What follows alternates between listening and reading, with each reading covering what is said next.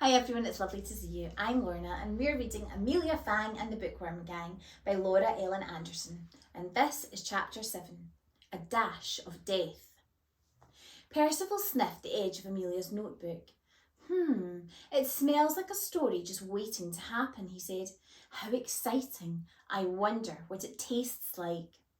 Percival opened his mouth, ready to take a big bite out of the notebook. Wait, Amelia said quickly, making the worms jump. That's actually my book. Oh, how wonderful, Penelope beamed. Amelia sighed. It's not, really. Mummy, said Pod quietly, tugging at Penelope's tail. Why does the vampire look sad? Penelope leaned in closer to the tiny bookworm and smiled. Why don't you ask her yourself? Pod blushed. Slinking slowly up to Amelia, he asked shyly, Why do you look sad, Amelia Fang?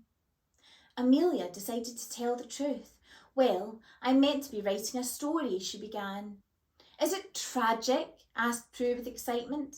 Let her finish, dear, said Penelope sternly. Amelia took a deep breath. Well, it's a little tragic, but I can't think of what to write. I'm usually great at thinking of ideas, and my friends and my teacher are expecting an amazing story from me. But I'm just going to end up looking really silly in front of my class because I can't think of anything. That is a bit tragic, said Prue. Then she grinned. But it doesn't have to end that way, does it? Now she'd spoken her fears out loud, Amelia felt as if a heavy weight had been lifted from her shoulders. What do you mean? She asked. Maybe talking through your ideas with us would help, Penelope suggested. Amelia wasn't so sure. But surely I shouldn't need to ask for help.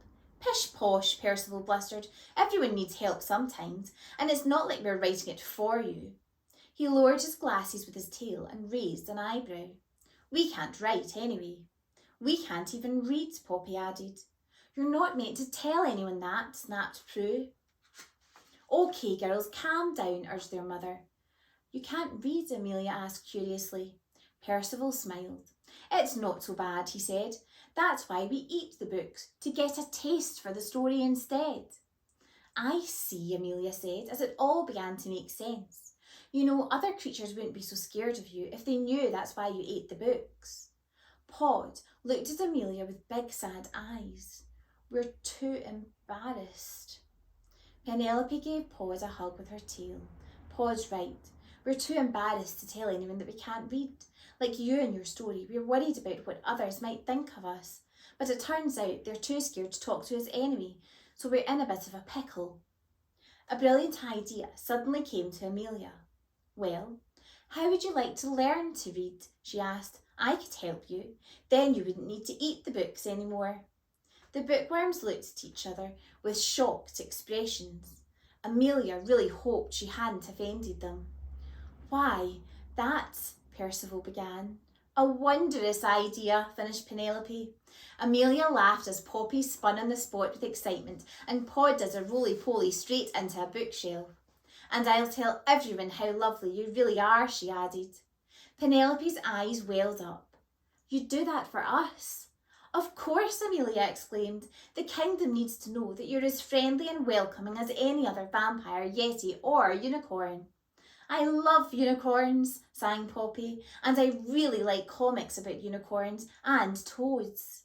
She waggled her unicorn horn headband happily and used it to point at one of the comic books on the floor. The corners of the comic had been munched. The tastiest ones are action-packed adventures, but I can't wait to be able to read them instead. I think you'd get on very well with my friend Florence, said Amelia with a giggle. She loves reading adventure comics too.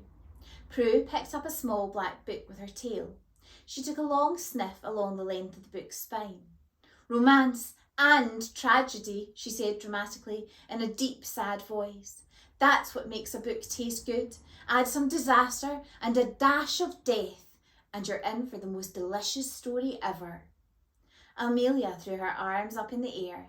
It's your voice we could hear shouting about disaster and death in the library yesternight, she said.